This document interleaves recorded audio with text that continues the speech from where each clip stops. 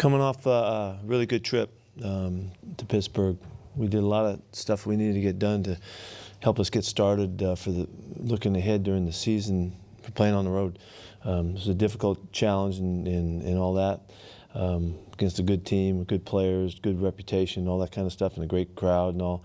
And it really helped us to go out there, get mentally right to play really hard throughout the game, really good focus and all, and take advantage of the opportunities enough to get a win. So I think it was really valuable for, a lot of young guys on our team. We talk about how we do it, and you kind of, begin with the preseason, but it's not the same making these major trips to go all the way across the country. And so I'm really pleased with what happened and how the guys took to it, and we've got a format for how we'll kick back into it when the time comes again. So that's good. It's a good physical football game. Both sides of the ball, both teams getting after it. Everybody wanted to do well, compete, fight, and claw and scratch and all of that. So it was a good challenge for us, and kind of games that we need. We need to have these games and need to get through it and learn the lessons. And obviously it's more fun and it's better for us when we learn when we win. But so it was a good outing. How are Mike and DJ doing? How you proud of you? Yeah, Mike is doing fine. Mike he just cramped up a little bit at the end of the game, and we had planned to kind of maybe rotate him, but he was handling it well. But at the end, we just needed to give him a break. DJ, we're got to wait and see. I don't know. His attitude about it is that he's going to play and all that, but we got to wait and see Wednesday, Thursday, and see what happens. I can't tell you any more than that. What happened? Was it ankle? Did he get rolled up on or something? Yeah. Ankles and hamstrings. What do you think allowed the offense to make the shift that it did to really start firing and getting its feet underneath it? I think the game plan turned out. It was what we had planned to do in the game. It just didn't come together in the first half. Shotty zeroed in on some stuff at halftime with the guys, and I thought Mike did a nice job with the guys up front, settling them down, and what really changed was Russ was just getting rid of the football so fast, and it was really hard for the rush to develop, and that complemented what else we were doing with the running game, and we had a really consistent finish. We went 3 drives and scored. We gave them the football in the first play of the 4th drive, and then finished the game, to end it. And so we had a tremendous second half, and it was the combination of the timing, getting the ball out, and the protection being impeccable in the second half, and gave us a great flow. Did Russ slide wrong, or did his leg get caught underneath? That was a pretty funky slide. I'm asking about his base steal. I need to get his base stealing numbers. I want to know. It looked a little off to me. It kind of dug in, and the turf, maybe we're lucky that the turf did what it did. I don't know, but it was maybe it was the other way around. I don't know. Maybe the turf was the problem, but it looked like he just dug in with his knee too much and kind of a little bit too much, gravity hitting instead of getting kind of low and flat, and so he cleaned it up the next time.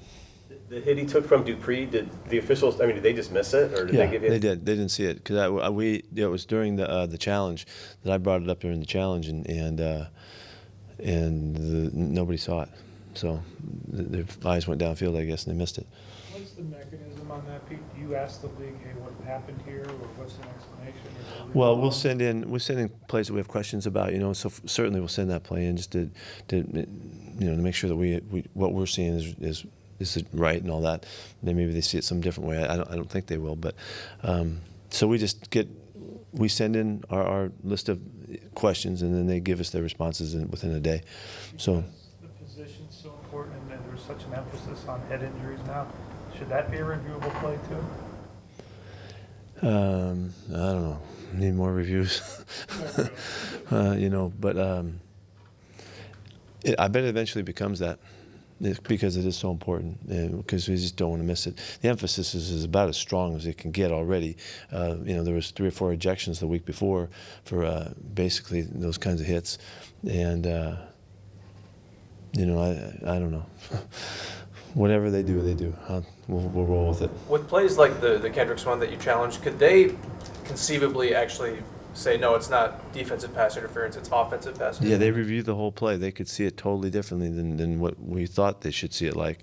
They could change they can change there, and from what I understand, and I wish I would have gone the other way and asked them, did they think that was offensive pass interference, and see what they think, because there was a hand that went up in Michael's chest, and I don't know if that would have given them a different perspective or not, because we would have seen that it wasn't defensive pass interference.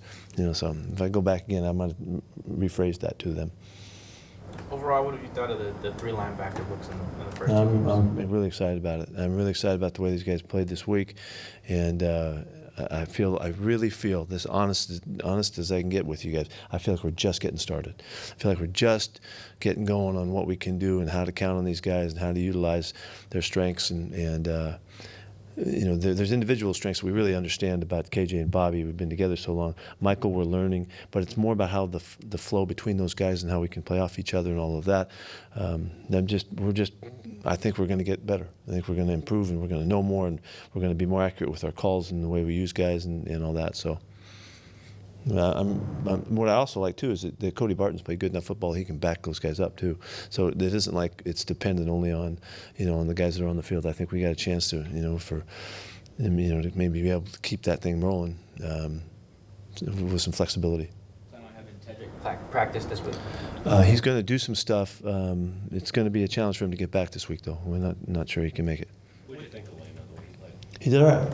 Had the one bad play, and other than that, I thought he did a pretty good job.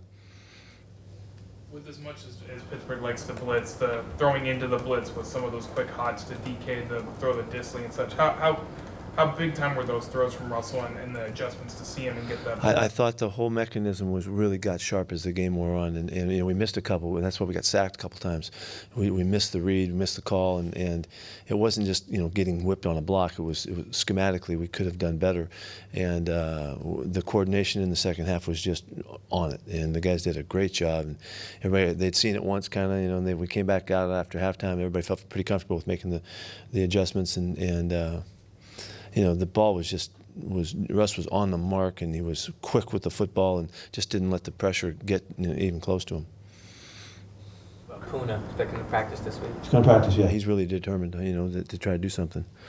I know when you ask me about these injuries and I give you my thoughts, if you really want to figure it out, I think Danny O'Neill has the best translations for me, in case you want to. Should I ask Danny about Yeah, you might Nico want to then, or ask, just you might want to ask Danny, yeah. Check in with him. What about I know Greg's pretty good at it too, but you might want to check with Danny. Nico? Nico's kind of like Tedrick in that it's gonna be a race to make it by the end of the week. When you look at the offensive line, I think there was... That's a new phrase for you, I think, right there. I think there was 7 penalties called on the offensive line yesterday, and then 2 more with Jerron Brown on blocking stuff too. Just what did you see? The DK had 2 on 1 play. Yeah. What did you see on the penalty front, particularly with the line? Our hands got to get cleaner. We just got to do a better job. The officials, there's a couple things that are really easy for the officials to see, and they can see when you pull on a jersey. They can see that when that happens, it's a penalty in all phases of our game now. And when your hands are when your arms extended, in blocks, it's a red flag, and here it comes, and if they can see that you don't get it removed immediately, then you get called. And that's just being sloppy with their hands, and we have to do better. We're not there yet. We're not on it yet. Our conscience isn't right about it. And until it's this I don't know, I hope this hit hard enough this week. I hope the lessons are strong enough that we can make the impression on our guys. Because this isn't something we've missed. We're not accomplishing the objective of cleaning it up, and we got to get it done. It's too, we look at us in 3rd and 10 or less. We're a good 3rd down team, but everything beyond that, we stink, and that's going to continue to be difficult. And those happen because of sacks or because of penalties, and we're getting the 3rd and 15s and stuff. So we have to clean that up. Have you felt the emphasis of the backside holds come in yet? Have you seen that play out that the officials Not have yet. this year? Not yet. No, but I've seen the effect of the emphasis, and that there's not as much of it. Yeah, that's happening, and so that's a really good thing, because that was a really lousy part of the game where guys were reaching and grabbing guys around their hips and holding them, or they're coming up on pass protection and going like this and putting their hands outside the framework and holding on to guys, that's not football. That's wrestling, and it's different. So that effect, I think, it's already taken place. But the officials are really cued in now. They're trying to get the game cleaned up, and that's why there's so many calls and why we have to be really particular. And I'm not griping one bit. We got to get it done. I'm griping at our guys, not at the officials. We got to get it fixed. Can I ask, when you were deciding whether to challenge, was it just Carl in your ear, and who's doing that now from upstairs? Yeah, I was with Tater. That's how we did that before. Now I talk to Brennan and I talk to Nick upstairs, and Nate is on the sidelines, and so that group is what I'm working with to make these decisions. What did you see out of the running backs, Rashad and Chris, as kind of a? I was really pleased that they both were productive, and they have their styles. They're different players, obviously, but they both rushed for 60 yards. That means the running backs rush for, almost 130 yards in a game, and that's a really good output for the position. Russ added his yardage at the end, and it's great that it's balanced out. It just helps us, to sustain the long haul of this thing. And CJ was ready. He didn't get enough action, but he got some, and he did some good things when he had his chance. So. I think the running backs are really doing a good job for us, and really counting on them. I'm really disappointed that we've given the ball up twice, and really 3 times. But the 2 of them we got the ball knocked out of our hands, and we got to do better than that.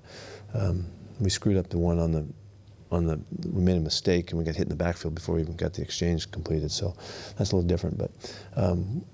For as much as we emphasize it and as much how important it is to us and how much pride we take in this, we have to be better than this. You've been after the big receivers for a while. Why has that always been such a focus for you? Because we realize that they have an advantage, and the advantage kind of goes to the quarterback in a sense that when he sees big guys, they look open whether there's guys standing right next to him or not. And you can throw the ball right to guys whether there's guys right hip to hip on them, and you can find space to throw the football. And it's interesting how it's just almost instinctive that the quarterbacks can tell. They can feel that the guy looks open, and a smaller guy could have a guy right next to him, and they don't think the same. And when we go way back to the SC days, we had really big guys, and it was just obvious it was a big factor. So. I can't tell you that before that in football I thought that much about it, that I thought it was such an issue, but I realized actually looking at it from the offensive side that it's a tremendous advantage. And so you see Russ yesterday, he threw the ball to DK a couple times, and the guy was right next to him, because he knows he can make those completions if he gets the right ball in there. We missed a couple of those shots, but we're going to make some of those, though, too. We know that already. Nobody even mentioned the catch that DK made on the first play of the game. It was a ridiculous grab he made, for catching range and following through on a finish on a play. I thought that was a remarkable catch. But that's why he throws it to him, because all of that space is available to him. That's what the big guys that have the knack bring. Was there a big guy or two that really changed your mind or opened your eyes about that? Yeah, Mike Williams was for sure. Yeah, Mike Williams back in the day. He was really the first deal. I mean, he had more receiving yards as a freshman than any other freshman in the history of college football, and then he had more as a sophomore year too. So that's when he decided to come out and screw it up, and didn't get to go to the league and missed a year. But after those first 2 years, of just seeing that, it was pretty obvious. How else have you seen DK's size really factor for him? Well, look at him on the catch he made. When he runs through the first tackle and runs through the second tackle, he's going to break some plays just like that. He'll stay on his feet and he'll keep on running. That's one. The other thing is he's a really good blocker. He's just so strong and he has the the arm length to maintain space. We have to work with him so he doesn't get penalized, because he looks so dominant at times physically on guys, and he's got to be good at it. He's got to be really good at keeping his hands inside and doing that. But he already stands out as an effective guy that should really help us over the long haul. With Russell, it's just like overall sense of command of everything, just kind of the best it's ever been. Yeah, it really is. I've been telling you guys that every year it gets better, and last year was one of his bigger jumps because he had more control of the offense, and this year he has gone again forward, and it's hard to imagine that somebody could keep getting better when you're year 8 or not, whatever it is, 7, 8, what are we, 8? Yeah, year 8. How could that happen? But it's happening. We're watching it, and so He made errors in the game. He missed things in the game that he won't miss all the time, and most of the time he'll get them. And but it's the position is that hard, and there's that much going on that they have, and he has so much opportunity for control now that he's not going to get everything right, but man, he's getting a lot of it right though, and he's doing a good job with it. Has Bradley shown more range as a free safety than maybe you thought when you signed him a couple years ago? No, I don't know. I don't think he's more. He had played. We had seen a lot of film. He'd played a lot of football, and he'd been in all kinds of situations, strong safety, free safety situations, back on the deep middle and playing halves and all that. We've seen that. I think he's on it. He's doing the things that we're counting on him to do. How have you seen Will Dissly improve just the pass catcher? His reputation is that he's a great player. Yeah. Well, I don't know how much he's improved since the first couple of games he played last year when he looked great. He picked right up where he left off, and he's making extra yards and making first downs for us. And his hand placement and catching the football is really, really good. His ability to use his range too, and Russ knows how to throw the ball. The first touchdown, he threw it to his back shoulder. It's a great throw. He kind of makes all that look easy. You didn't see him get the football very much in college, and they had a couple of guys that played, and he was a really good blocker. You go back to Will's background. He's a basketball player and a baseball player and an all-around athlete, and things come natural to him. What he shows is a little knack for making guys miss when he has the ball in his hands too. We missed out on the scramble play, which had been another 40 yards or something. That they made a nice adjustment to get open. Russ found him and all that. So we're really, really fired up about him. He had a terrific game this week, but remember the Denver game last year, he just went crazy, and then he got hurt early in the Chicago game. Is that right? Oh, week 4. Oh yeah, okay, Arizona. He had already shown play that he had made and stuff. So I don't know, he's doing better. I think we're just using him, and he's worthy of it.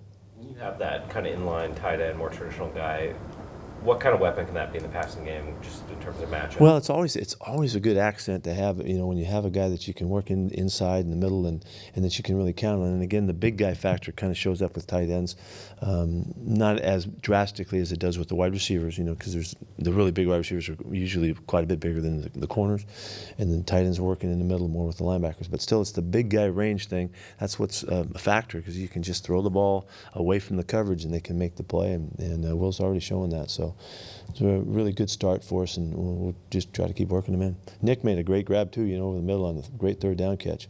So we're doing okay there. What did you think of the defensive line play and the pass rush? Well, the pass rush wasn't very effective in that the numbers weren't there, on the hurries and the hits on the QB. But in the first half in particular, I thought we really, in complement with the coverage, we pushed the pocket well and got Ben to throw the ball around. He had 60-something yards at halftime, so that's a big day for you against a great player. So I thought we were effective in working together, but we weren't. The numbers weren't there, and then I thought Mason Rudolph did a good job. I thought he looked good for his first time out and all. He came up with some nice throws, and Kenny got after it a little bit, and knocked him around a little bit, and that helped us as we were kind of feeling him out. What's the outlook for Ziggy this week? The expectation is that he's going to play this week, and it's just taken us this long to get through it. We want to make sure that everything was right, and he was right, and mentality was right. He had enough reps. He's had 3 good weeks of work, now behind him, and he's in really good shape.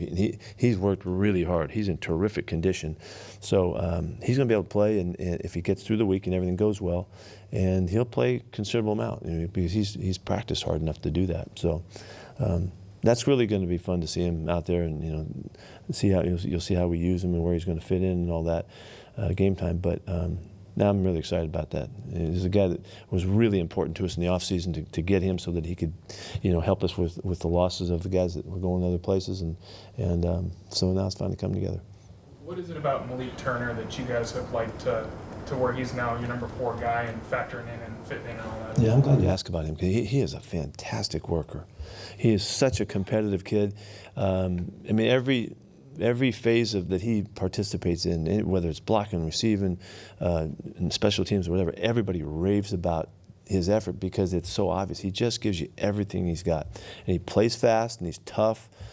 He's a natural player, got good feel, can do a lot of stuff. We use him in different. He can play any position of the receivers and do all of the roles. He can fill the roles of the different spots that we have. So he's got really good versatility, and his work ethic and his competitiveness is excellent. So we're really excited about him being out there. And it was great that he finally got the ball coming to him. He made a couple plays, and we just got to get JB going. That's the only thing. I'm disappointed that he hasn't gotten going yet. And it just because it hasn't happened, but it will. You see anything from LJ in his debut? Yeah, he was rusty. He's rusty. He's getting going, and it's good that he got started and no marks, he didn't, no pressures or anything like that. But it's a good start for him. Why do you think the ball hasn't gone to Jerron in his first couple of games? Well, I do think that I don't know. It's just because the way plays are called and all that. We love what he can do, and it just happened that way. This game became a real quick oriented game, and Tyler just was in the right spots for all of the action, but JB will, he'll make his plays. Sounds like Drew Brees might not play for New Orleans. Does that change anything about how you approach this week? I'm not far enough along. I can't tell you what Bridgewater looked like. We did play him a while back, and he moved around and made a lot of throws and was productive.